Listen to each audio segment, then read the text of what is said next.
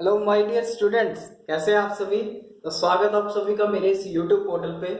तो आज हम क्लास 12 का एक नया यूनिट, बिल्कुल ही नया चैप्टर है, तो वो हम स्टार्ट करने जा रहे हैं जिसका नाम है करंट इलेक्ट्रिसिटी।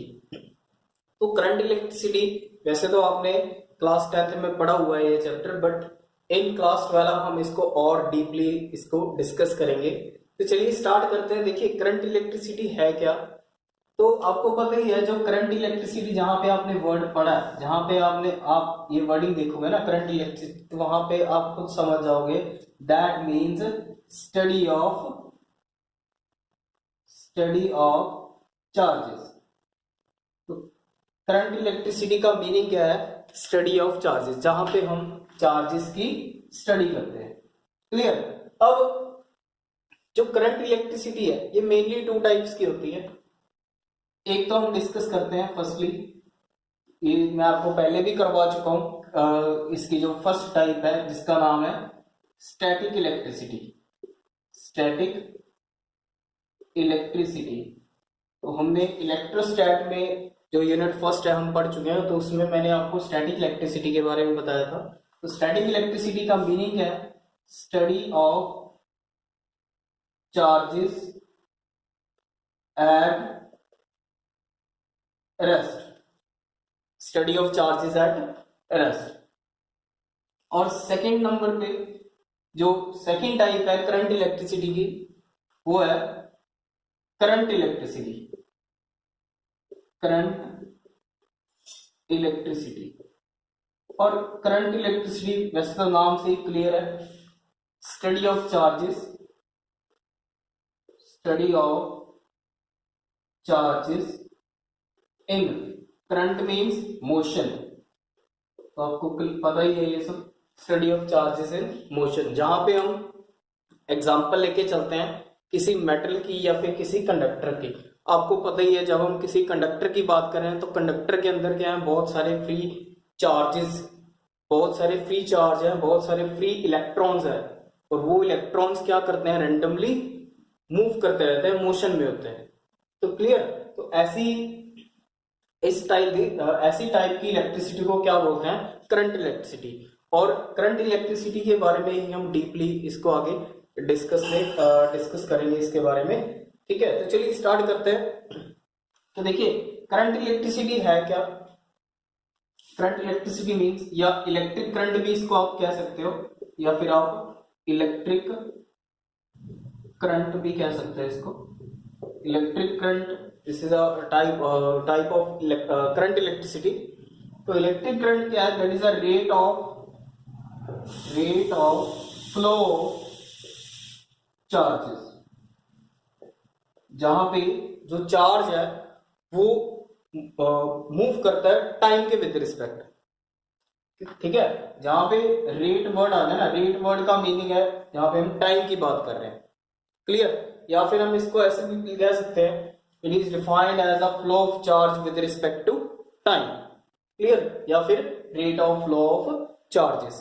तो इट इज डिनोटेड बाय, जो इलेक्ट्रिक करंट का जो सिंबल है, जो इसका सिंबल हम इसको डिनोट किसके साथ करते हैं, it is denoted by I. I के साथ हम इसको डिनोट करते हैं। I stands for, that is a symbol of electric current. और I is equals to the delta Q upon delta T. Delta Q stands for, that is a small amount of charge, और delta T that means small amount of time. जहां पे हम बात करते हैं, एक limit की बात करते हैं। मान लीजिए किसी कंडक्टर के अंदर 1 कूलम का चार्ज या 2 कूलम का चार्ज या 3 कूलम का चार्ज, दैट मीन्स हम वहां पे एक लिमिट की बात कर रहे हैं ना। तो इतने कूलम का चार्ज फ्लो कर रहा है इतने टाइम में, या फिर 1 सेकेंड दो। अगर 1 कूलम का चार्ज है तो वहां पे वन टाइम कितना होगा, 1 सेकेंड का होगा। 2 कूलम का चार्ज है तो वहां पे टाइम कितना होगा, 2 सेकेंड। ठीक है, तो वहां इसलिए हम यहाँ पे क्या ले रहे हैं, I is equal to delta Q upon delta T. तो अगर जनरली अगर हम बात करें, ये लिमिट के अकॉर्डिंग लेके चलते हैं, delta Q by delta T. तो अगर जनरली हम बात करें तो आई इज इक्वल टू से क्यू अपॉन टी। सिंपली इसको लिख सकते हैं, I is equal to Q upon T. तो Q upon T that is rate of flow of charges.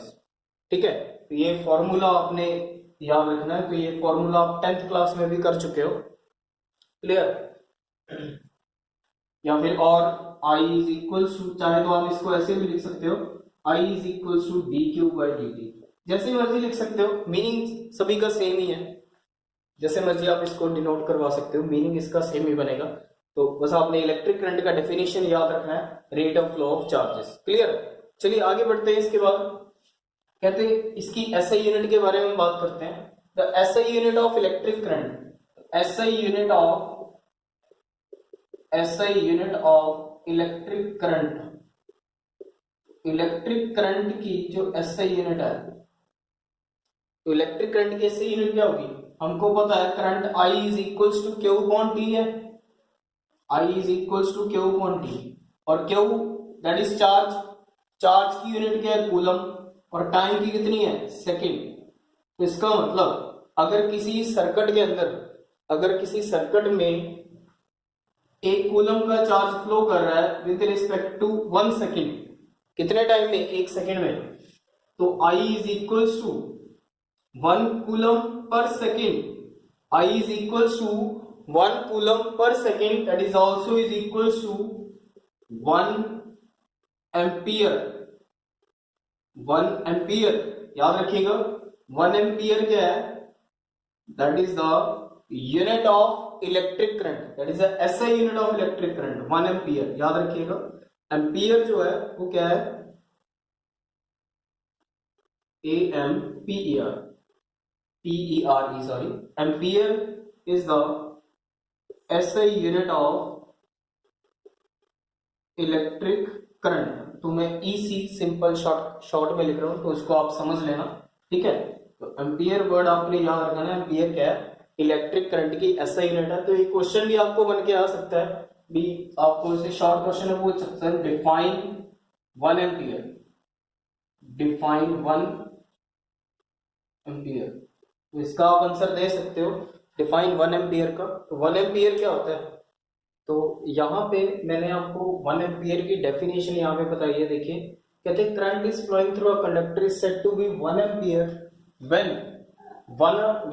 A charge is flowing through at a rate of 1 coulomb per second, clear, that is said to be 1 ampere. तो ये आपने definition आपने याद रखनी है, बहुत important है, कई बार बोर्ड एग्जाम में ये डेफिनेशन आ चुकी है 1 मार्क्स के क्वेश्चन में। उसके बाद आपने कुछ इंपॉर्टेंट यूनिट्स जो है, जो इलेक्ट्रिक करंट की कुछ स्मॉलर यूनिट्स के बारे में मैं आपको यहाँ पे बता रहा हूँ। तो कुछ छोटे स्मॉल यूनिट्स हैं इलेक्ट्रिक करंट की, वो आपने याद रखनी है। जैसे smaller unit of electric current, एक तो होती है मिली एम्पियर, दूसरी होती है माइक्रो एम्पियर।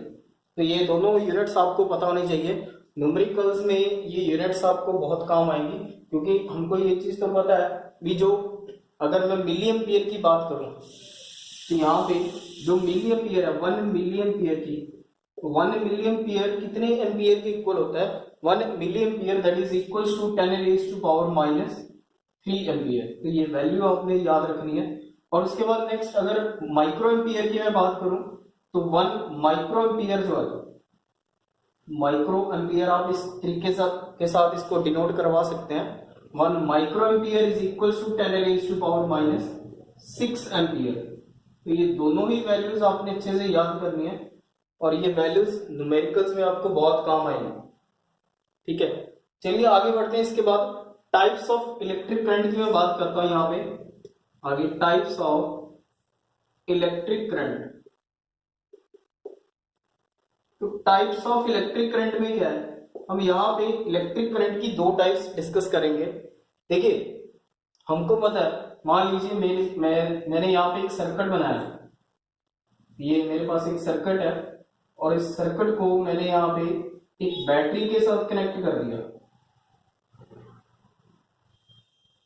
ये यहाँ पे एक स्विच लगा हुआ है, इसको हम की बोलते हैं। तो हमको पता है अगर की ओपन है या स्विच ऑफ है, या स्विच ऑफ है या की ओपन कर देते हैं, तो वहां पे क्या होगा, करंट फ्लो नहीं करेगा। अगर की क्लोज करते हैं या स्विच ऑन करते हैं तो करंट क्या करेगा, फ्लो करना शुरू कर देगा। और यहाँ पे एक बैटरी लगी हुई है पॉजिटिव और यहाँ पे नेगेटिव टर्मिनल, क्लियर। तो और यहां से कहते हैं इस बैटरी में से ये यहाँ पे नेगेटिव है, तो दैट मीन्स यहाँ पे क्या होंगे इलेक्ट्रॉन्स, और यहाँ पे क्या होंगे पॉजिटिव चार्ज। और हमको पता है इलेक्ट्रॉन्स यहां से ऐसे फ्लो करना शुरू कर देंगे जब स्विच ऑन किया। जब स्विच ऑन किया तो इलेक्ट्रॉन्स ने मूव करना शुरू कर दिया। इलेक्ट्रॉन्स ने क्या करना, मूव करना शुरू कर दिया। जब इलेक्ट्रॉन्स मूव करेंगे तो ऐसी जो टाइप होगी करंट की, जब ऐसी टाइप होगी करंट की, तो उस टाइप के करंट को हम क्या बोलेंगे, इलेक्ट्रॉनिक करंट। याद रखिएगा, इलेक्ट्रॉनिक करंट, या फिर आप ये भी कह सकते हैं करंट ड्यू टू इलेक्ट्रॉन्स। ये जो करंट है वो यहाँ पे किसकी वजह से हो रहा है, इलेक्ट्रॉन की वजह से। ठीक है, तो यहाँ पे इस टाइप का एक नाम दिया गया है इलेक्ट्रॉनिक करंट। बट हम जो अज्यूम करके चलते हैं, जो हम लेके चलते हैं, वो कौन सा होता है, वो करंट होता है कन्वेंशनल करंट। देखिए कन्वेंशनल करंट कैसे होता है, तो मैं उसका एक रीजन आपको बता देता हूं। और मान लीजिए मेरे पास एक बहुत बड़ा टैंक है पानी का, बहुत बड़ा टैंक है पानी का, बहुत काफी लार्ज अमाउंट में यहाँ पे पानी है, लार्ज अमाउंट में पानी मैंने उसके अंदर भरा हुआ है। और एक यहाँ भी है छोटा सा, मैंने एक टैंक रख लिया जो खाली है, उसमें कुछ है ही नहीं, थोड़ा सा का, तो चलिए यहाँ पे बात करते हैं बहुत लेस अमाउंट में यहाँ पे पानी है।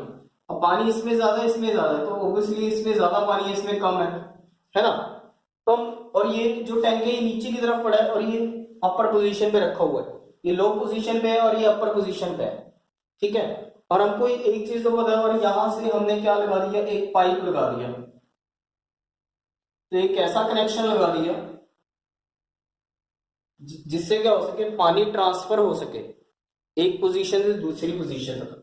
तो हम हमेशा ये यही देखते हैं ना कि पानी जो है, कि पानी का जो प्रेशर है वो हाई से लो होगा, है ना, हाई से क्या होगा, लो। ऐसा तो नहीं है ना कि पानी जो है वो लो से हाई तक जाएगा, ये चीज कभी आपने पढ़ी है?